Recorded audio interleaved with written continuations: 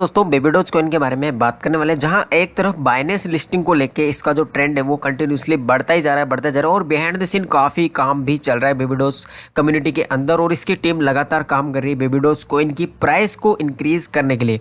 एक वेबसाइट के बारे में भी डिस्कस करेंगे जो रिसेंटली बेबी डॉज कॉइन ने अपडेट किया और वहाँ से काफ़ी ज़्यादा इंगेजमेंट बढ़ने वाला है कम्युनिटी टू टीम और डेवलपर के साथ में। फिलहाल अगर प्राइस की बात करें तो अभी मार्केट थोड़ा सा डाउन में गया था, बिटकॉइन 30 की सीरीज में ट्रेड कर रहा है और मार्केट अभी पिछले 2 घंटे से फिर से रिकवर मोड में आ चुका है। जैसा कि आप देख सकते हैं 1506 की सीरीज तक ये चला गया था, अभी 31 आ गया, तो शाम तक थोड़ा और बढ़ सकता है। यह भी हो सकता है कि ये ग्रीन सिग्नल देना शुरू कर दे।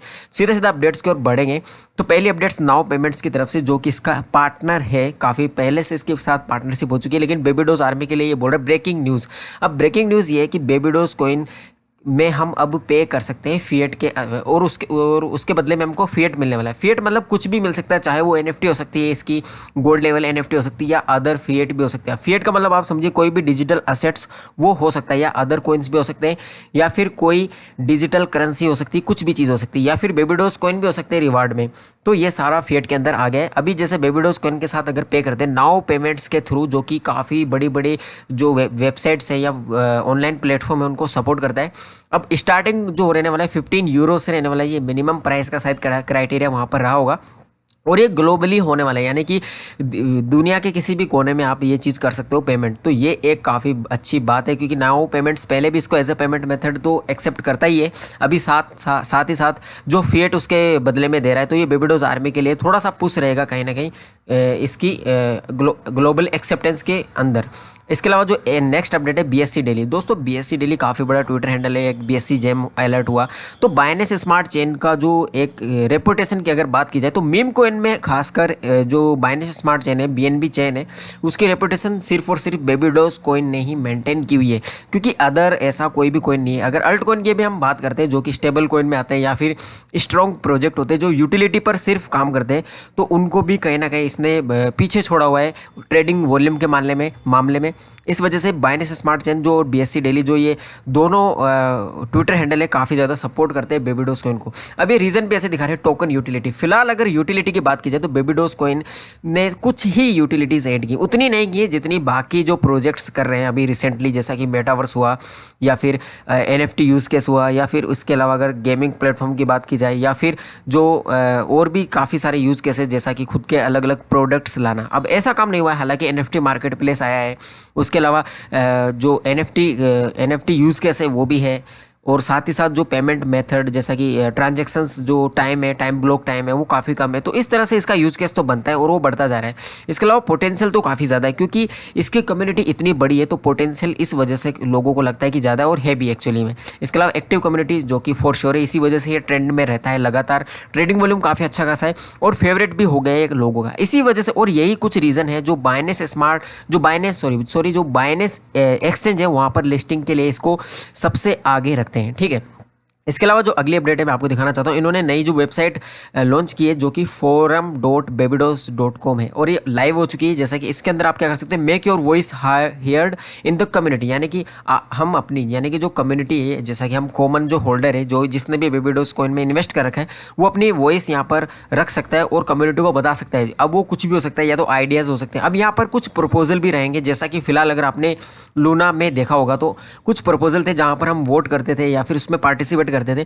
तो उसी तरह की चीज़ें अब बेबी डॉज कॉइन के अंदर भी होने वाली, यानी कि ये चाहते हैं कि थोड़ा बहुत जो प्रोजेक्ट है उसमें आगे क्या होना चाहिए, क्या क्या इम्प्लीमेंटेशन होने चाहिए, वो ये प्रोपोजल के थ्रू कम्युनिटी के अंदर डालेंगे और कम्युनिटी उसका रिस्पॉन्ड करेगी, ताकि उसी अकॉर्डिंग एक आगे जाके इस पर काम करेंगे। ठीक है, अब इस वेबसाइट को अगर मैं आपको विजिट कराऊँ तो जैसे आप साइन अप करोगे तो आप जितने भी कैटेगरीज है, जैसा कि अगर आप कैटेगरीज चेक करोगे तो काफ़ी सारी कैटेगरीज है, जैसा कि ये देखिए कम्युनिटी सजेशन भी हम यहाँ पर दे सकते हैं, सबमिट कर सकते हैं, और कम्युनिटी के जो अदर मेंबर होंगे उन सजेशन को लाइक कर सकते हैं या रिप्लाई कर सकते हैं।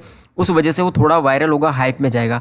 इसके अलावा बेबी डॉज कॉइन की जैसा कि कॉइन प्रपोजल होंगे, huge burn to maintain decent supply to increase, इस तरह के प्रपोजल बने रहेंगे ऑलवेज। तो इन सभी जो पोलिंग होगी या जो कुछ भी होगा तो उनमें हमें पार्टिसिपेट करना पड़ेगा। जैसे कि अगर आप लेटेस्ट देखोगे तो काफ़ी ज़्यादा प्रपोजल ऑलरेडी हैं यहाँ पर, जिसमें हमें बर्न भी करना है, रिप्लाईज भी कर सकते हैं, व्यूज़ दे सकते हैं और कहीं ना कहीं कुछ वोटिंग भी होगी इन सब में, जैसा कि व्यूज़ बर्न हो गया, बेबी डोज कॉइन प्रपोजल है, सबमिट और सजेशन हम कर सकते हैं।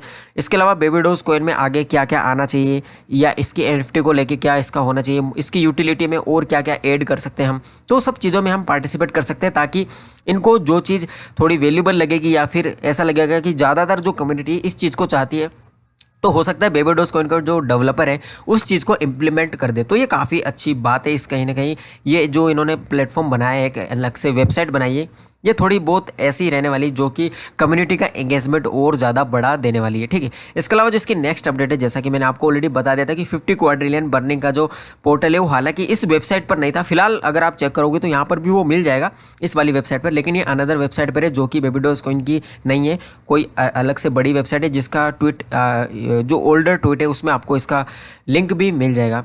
तो वो जो प्रपोजल था वहाँ पर भी आपको वोट करना था, मैंने ऑलरेडी कर दिया था, मैंने आपको बता दिया था अपनी प्रीवियस वीडियो में भी।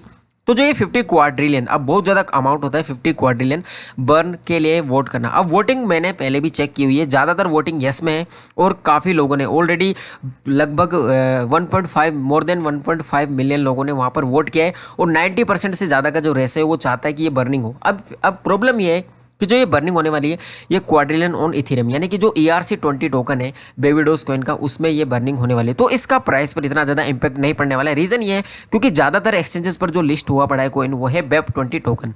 अब इथेरियम वाला टोकन इन्होंने रखा हुआ है, तो आगे जाके हो सकता है जो baby dose coin baby dose swap रहने वाला है वहाँ पर ये क्रॉस चेन वगैरह के लिए शायद इसको इथेरियम पर बनाया होगा, या जो भी रीज़न हो सकता है, अभी वो इतना ज़्यादा रिवील नहीं हुआ है। तो फिलहाल ये था बेबी डोज कॉइन के लिए। अगर आपको इन्फॉर्मेशन सही लगी तो वीडियो को लाइक कर सकते हैं। फिलहाल के लिए बाय बाय, थैंक यू।